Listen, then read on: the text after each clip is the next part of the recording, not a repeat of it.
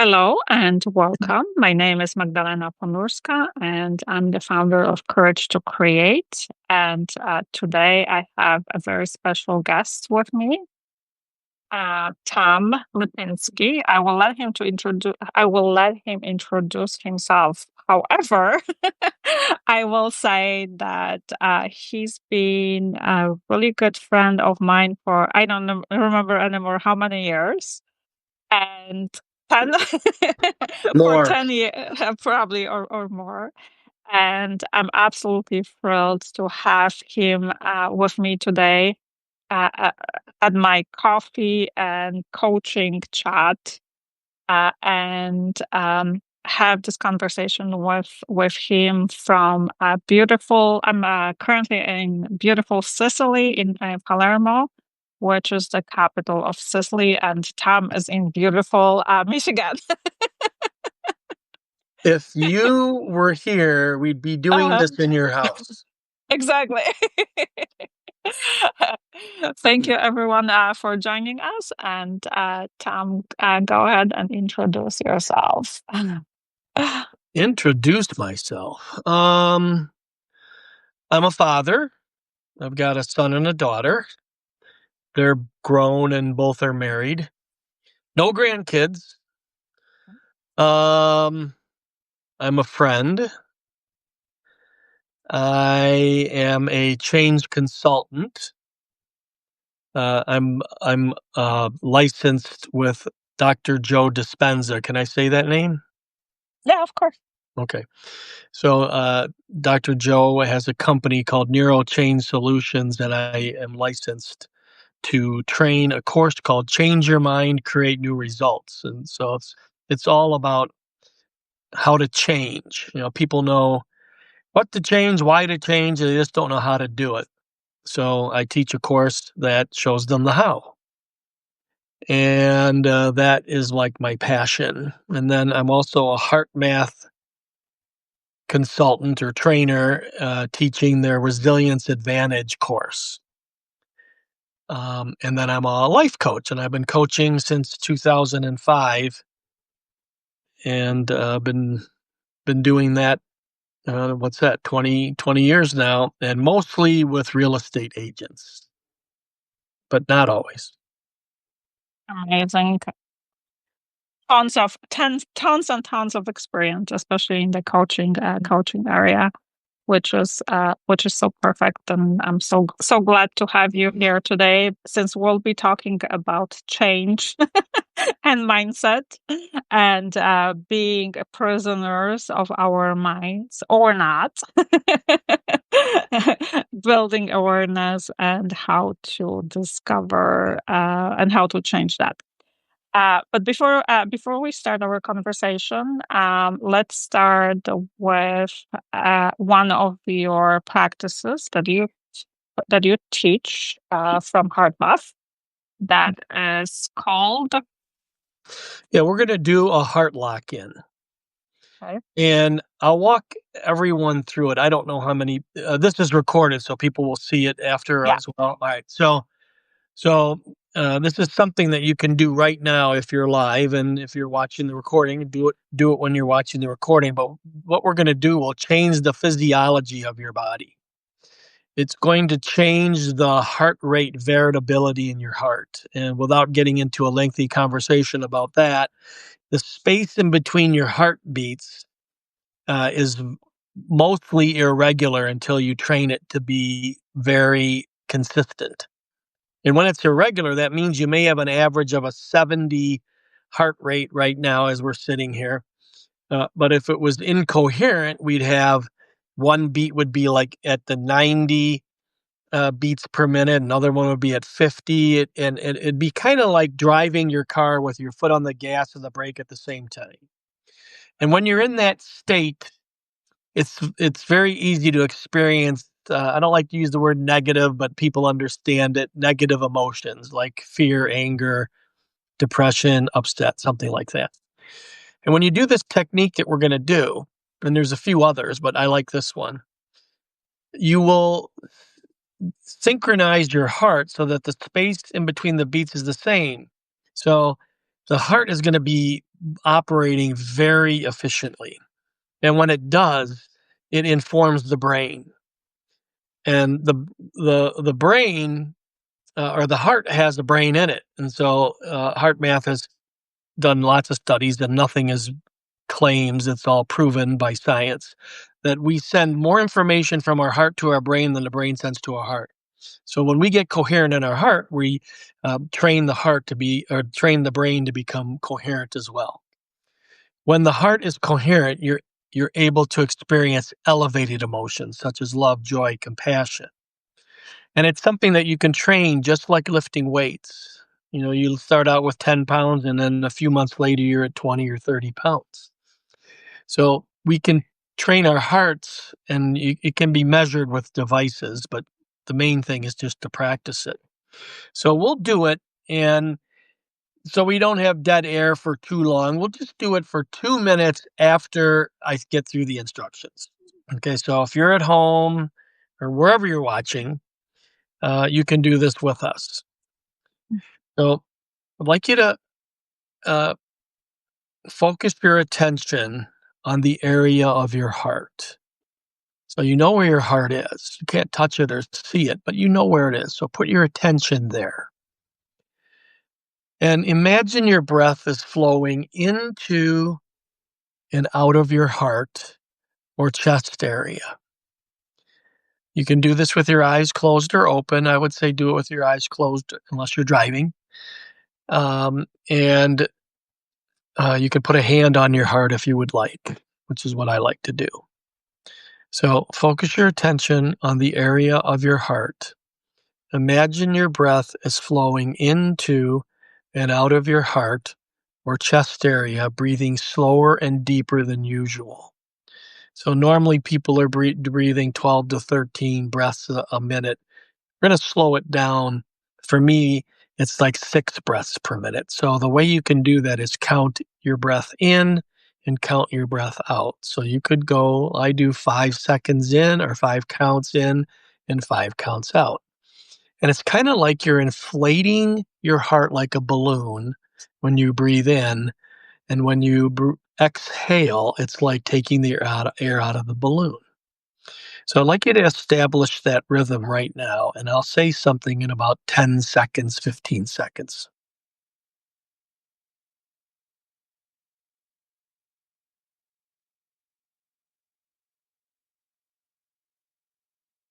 All right, now activate and sustain a regenerative feeling such as appreciation or care or maybe compassion. So that just means think about what that means to you. Love. And then radiate that feeling of care, compassion, or love, whatever that is, first to yourself. So radiate would be like laying on a beach with the sun on your face, or on a hot day in a house with a steam jacketed uh, uh, furnace. It's not a furnace, but it's a steam jacketed boiler, and it gives off this nice moist heat. So think of radiation like that. You want the breath in and out to be the same length.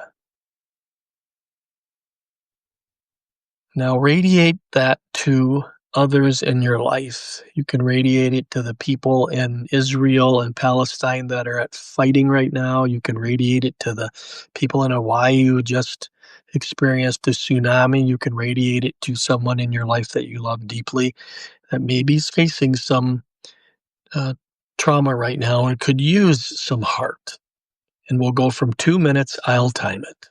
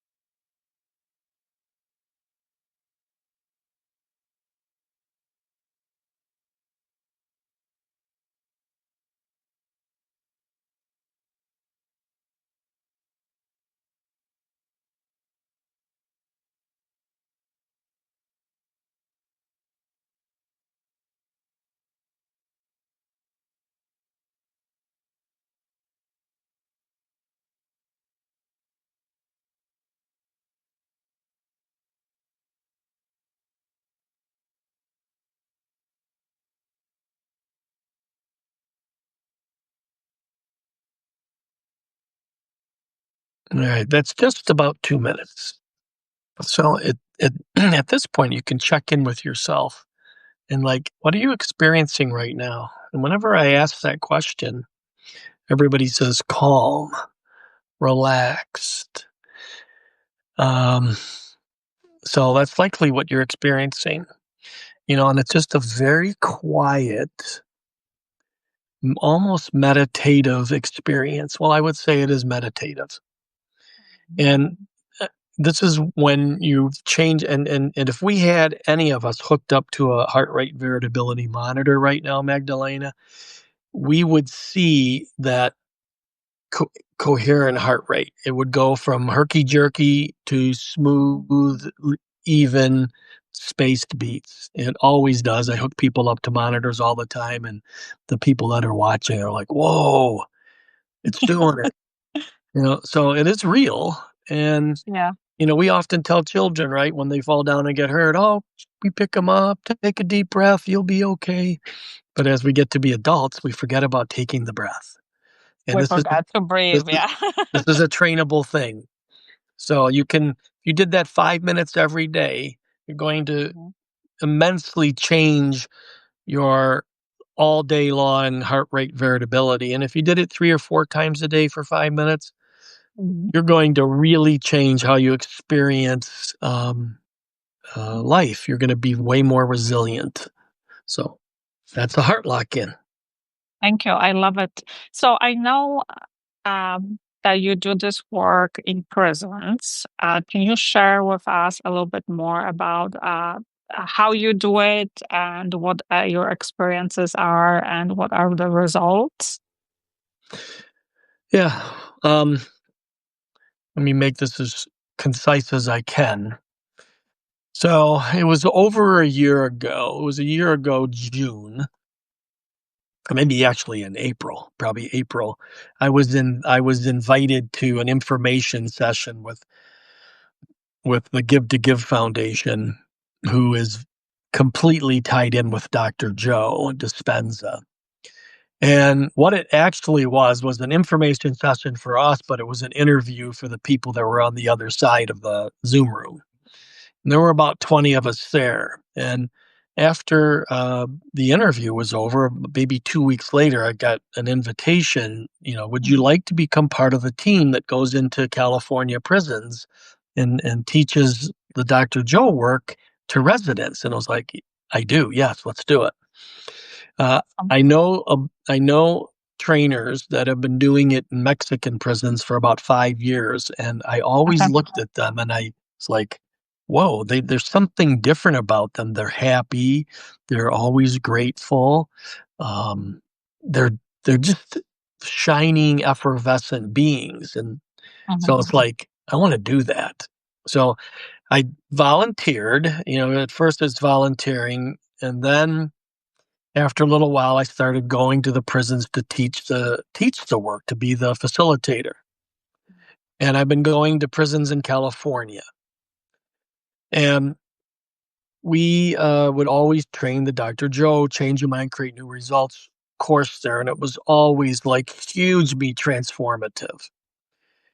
And what happened, we did this, another one of the team. I was in England at the time, so I couldn't go. And so her name is Dr. Jan.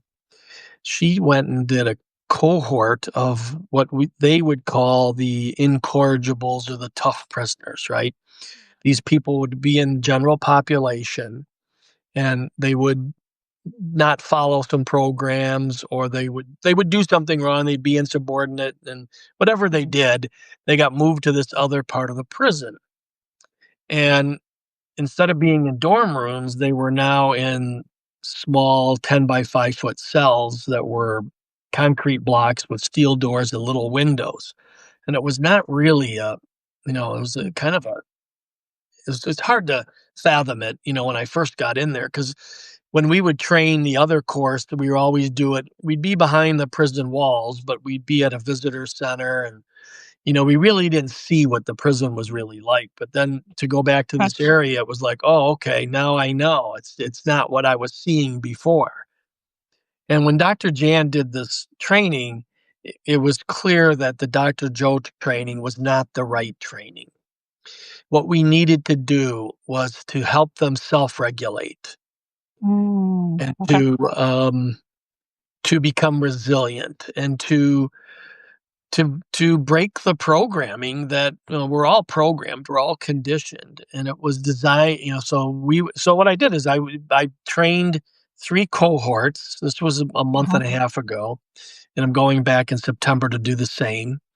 Trained Okay. 3 cohorts in the Resilience Advantage, which is a heart math course. It's about 8 hours, 7.5, 8 hours of training. And I would have 3 cohorts for 90 minutes a day. Mhm. And that week was like the hardest week I've had and the most transformational, fulfilling week I had all in once. Wow. Yeah. In Can you the tell other, us a little?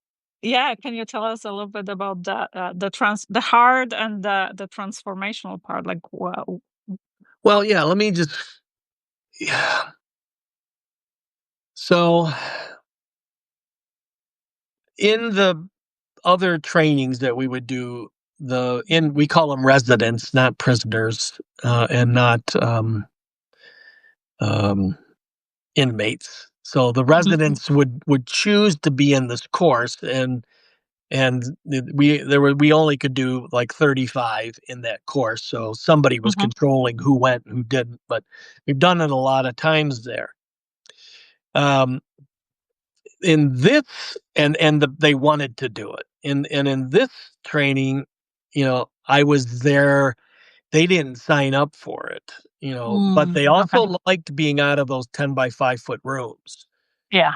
But it was, very what they were experiencing is, um, let me go back. So we're all conditioned.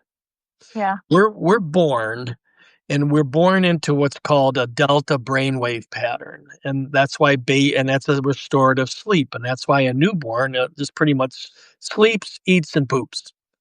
Mhm. So as they get to about a half a year old, they now start moving into theta brainwave patterns, and you stay in this theta pattern until about the age of 7, and that is a hypnotic state where you accept, believe, and surrender to information without analyzing it. That's when we get conditioned. And, so we get conditioned by our parents, our surroundings, our siblings, your grandparents, whoever is part of our caregiving. Mhm. So we become beings that form these identities or personalities, and they're not even our personalities. They're just from somebody else. So it's like, Mhm. and it goes back multi-generational. So I learned from my parents, they learn from their parents, who learn from their parents, and it keeps on going back, right? So the people in the prison, they're no different. They went through that state, and so many of the people that I mean, I would say, and I've been mostly training women residents, Okay. and they're all either physically abused, sexually abused, mentally abused. When they were in that theta state, they grew up in alcoholic families. They grew up in gang families. They Mhm. just didn't know anything else. So, like, you grew up, like you and I've talked about your upbringing in Poland. My upbringing, I could talk a long story about how my upbringing conditioned me, but they're conditioned.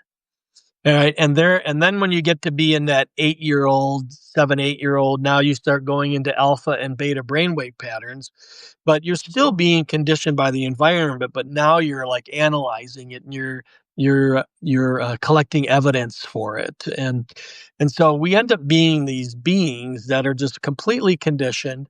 And until you become aware that you're conditioned and programmed, you're just running these Mhm. programs. So when you become aware of it, you're no longer the program. So it's like becoming conscious of where you've been unconscious. Yeah. So with the residents in the prison, their reaction, their automatic reaction was to fight. They've been fighting their entire life to survive. They've been surviving their entire life. They've been pushed down where they had no voice, no say, um, just total abuse. And so, like, I so understand how they end up in the prison. And so I would even be in a session where I'd be training, and we'd finish up with a 5-minute heart lock in like we just did. We'd get up from the table, and then one of the residents would uh, leave to go back to her uh, room, and then might interact with somebody that's doing their laundry, because mostly they stay in those rooms. Somebody'd say something, and then all of a sudden there's a fight, a mouthy fight. Wow. Mhm. And it's like I would go, "Smash!" Yeah, it was a person's name. "Smash! We just did heart lock in." "Oh, yeah, okay, okay, Tom." Yeah, Mhm. but it was so ingrained. Now, I was making some judgments at the time. It's like, Mhm. "Oh, they'll never change," but no, they just aren't gonna change from one day from 5 days of training. They got the training, and we trained a lot of things. I trained intuition, I trained all kinds of resilience, I trained communication, uh, Mhm. a lot about heart rate variability, and just all kinds of techniques Mhm. over the course of that week. And they knew it, just that they just weren't good at applying it yet. So then I would judge the correction officers. It's a highly stressed job, by the way. Somewhere I read a statistic, it was in a book, that correction officers live 10 years less than a man or a woman Wow. not a correction officer. So if the average age of a woman is 81, I think in the US, Yeah. uh, it's 71 if you're in the prison system. But, it's good pay in the prison system, and they can work lots of overtime. And so Mhm. I was judging all of that. So, like, I don't judge a whole lot, I thought, but I'm like, we're just judging machines. What it and we're meaning making machines and can't do anything else, right? So I'm judging the guards, the residents, the prison Mhm. administration, and then I realized I'm not judging them. I'm projecting my own stuff onto them. Mhm. Because I don't really, now that I've done this, I don't believe that there's any judgment. There's only self judgment, and that we project Mhm. what we recognize in ourselves on others. So it's like, you know, some of the correction officers were really compassionate, and there were others that treated the residents poorly. I saw it. Okay. So, but it was just things I knew in myself. I've not treated people properly my entire life, so I knew what that was like, and I could easily see it in somebody else, and so I judged them, but I was really just experiencing something in myself. And then the residents, when I was, Mhm. some of them are in there for drunk driving and they killed somebody, right? I remember when I was in my 20s, that's a long time ago, but I didn't, I had, drinking that was, not, in control, a lot of heavy drinking, and so I, might judge them for that, but it's like, I know it's in me. I did that. So it's like, Mhm. and then I also learned what I admire in another person is something I know in myself too. So like I always use the example, like Dr. Joe is the most curious person I know, and I can really see his Mhm. curiosity and his high standard, but it's like I know that in myself. So, um, That's so I interesting. So what I'm hearing is like you are able to see actually other people as mirrors and yourself as a mirror. It's told 100%. I mean, wow. so this I trained Friday, Saturday, and Sunday the change your mind, create new results with the Mhm. residents from the general population that wanted to be there, and just amazing things happen in there. We can probably talk about that too. And then Monday, Tuesday, Wednesday, Thursday, Friday, I had my 3 cohorts in the the tougher area where they're being punished. And on Tuesday, I was like, I don't know if I want to do this. Wow. Like it was so hard. It was the hardest training I had to do because they, they get out of their rooms and their friends are in rooms and there's a lot of Mhm. yelling back and forth between the rooms. It's really hot. It's noisy in there. It's not a Mm. training environment. And it's they made their ground rules, but then and I asked them, you made ground rules. Do you give me permission Mhm. to, to reflect them back to you when you're not it? Oh yeah, Tom, you can do that. Yes. So, Okay. but it was so hard for them in some cases, and the environment wasn't conducive for teaching either because they'd sit at tables facing each other. Mhm. So there'd be a Mm. lot of talking, and so finally I ended up moving to another area where there were benches, and that changed it a little bit. But there was a lot of distraction, a lot of socializing, and it they some of them even flat out said, "I don't want to be in this," but they liked being Mm. out of their room. Yeah.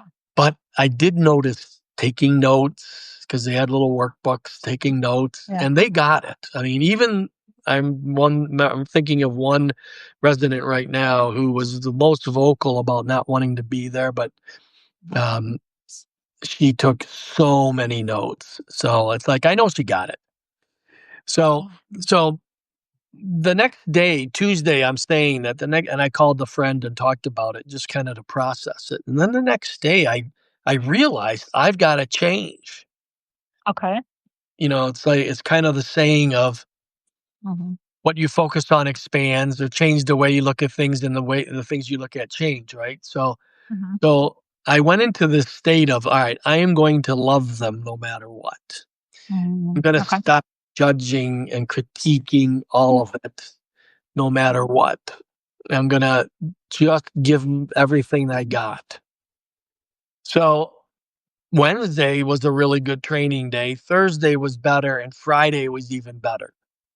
And I learned, and we can talk about this too, but I learned so much about myself. Like in that week, Mhm. you know, I can't think of another week in my life where I learned so much.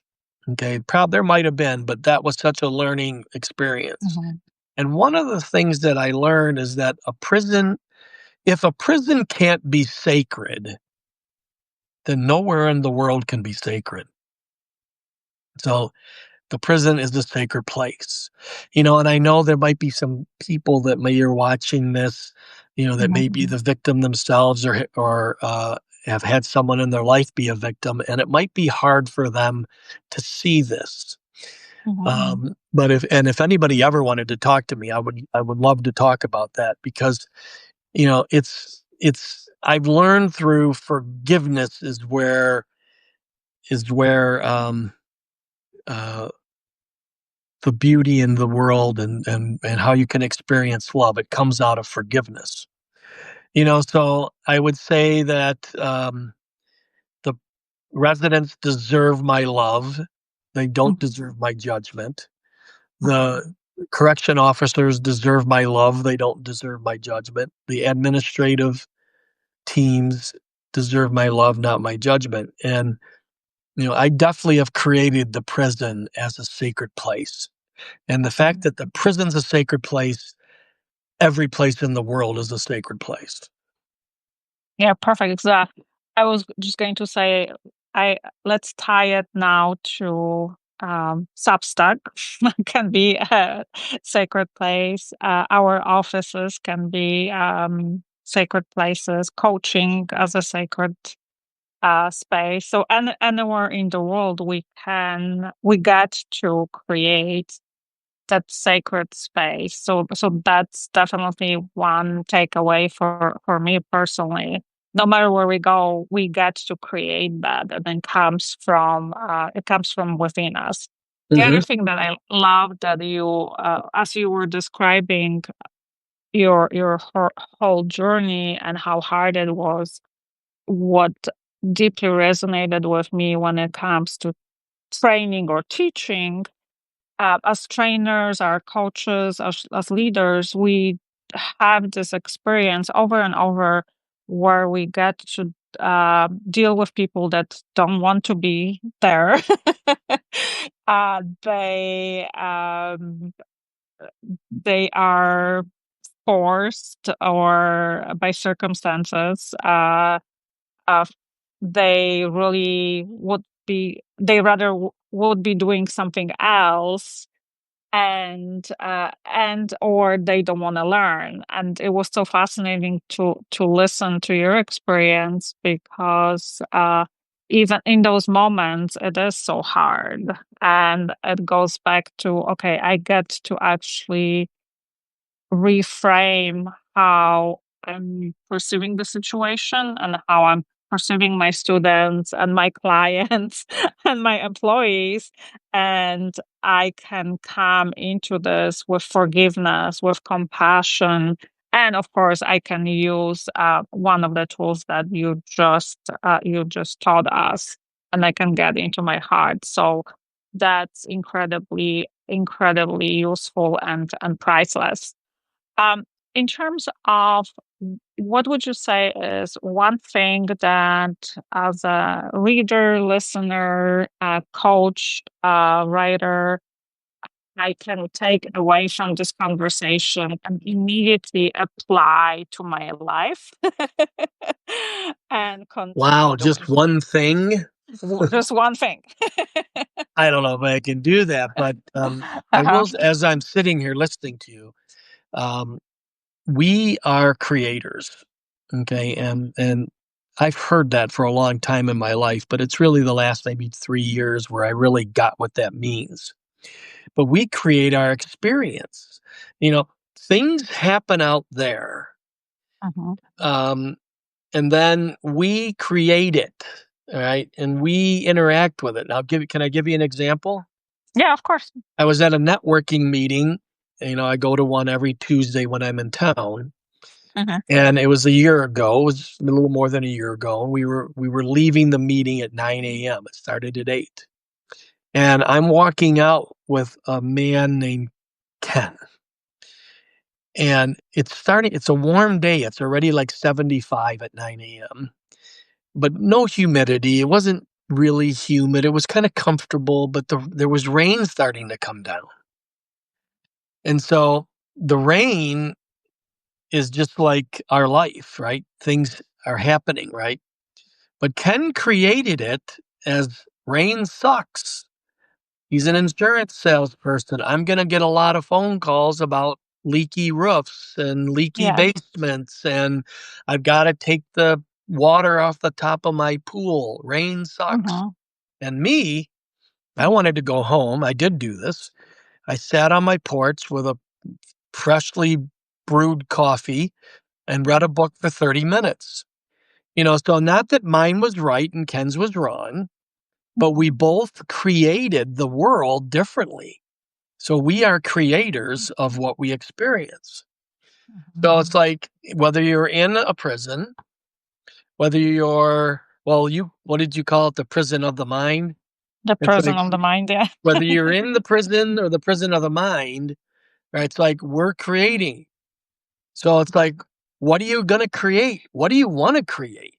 Like, Mhm. I'm so in this place right now where it's like I don't want to let thoughts come into my mind that are thoughts that I don't want to create. Now you can't turn this stuff off because you will think them, but you'll start thinking them less and less and less. You Mhm. know, so yeah, it's like you know, it's being conscious.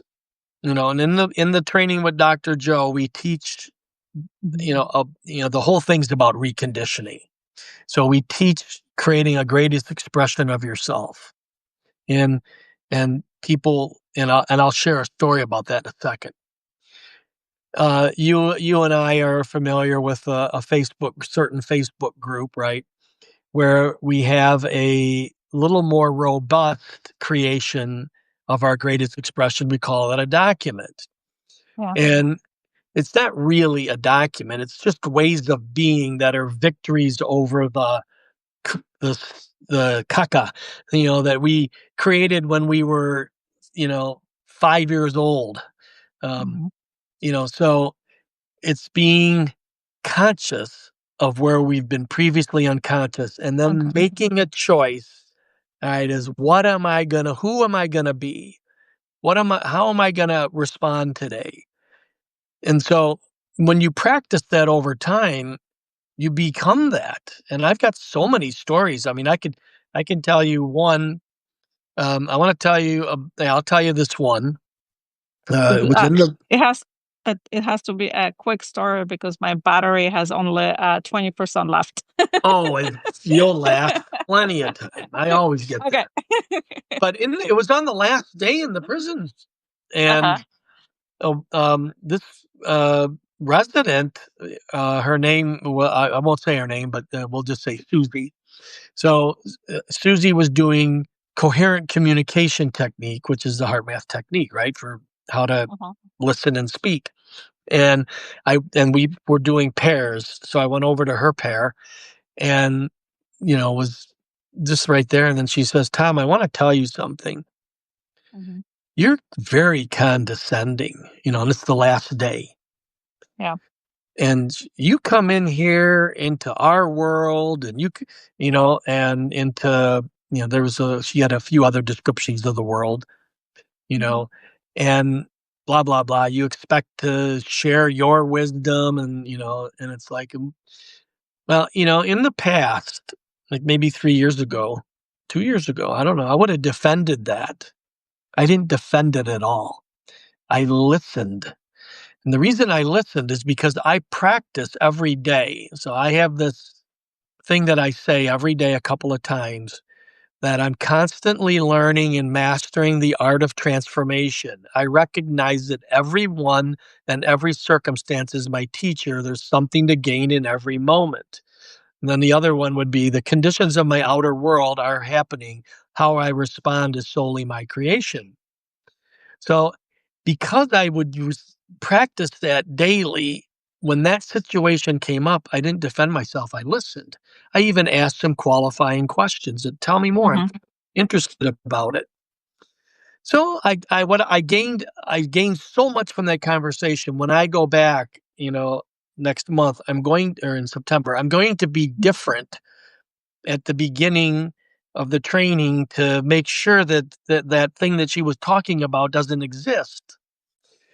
And at the end of the training, they if they care to, they write a letter to the donors of the foundation to see if they would like to donate more money, based on what did I get. So it's voluntary, but she wrote this super nice narrative, and then she came up to me and she gave it to me and she said, "I Wow. changed my mind on all this stuff, the condescending. You Okay. listened and you were really curious and you Yeah. didn't defend yourself. So I was wrong." So look at what, my default, Mhm.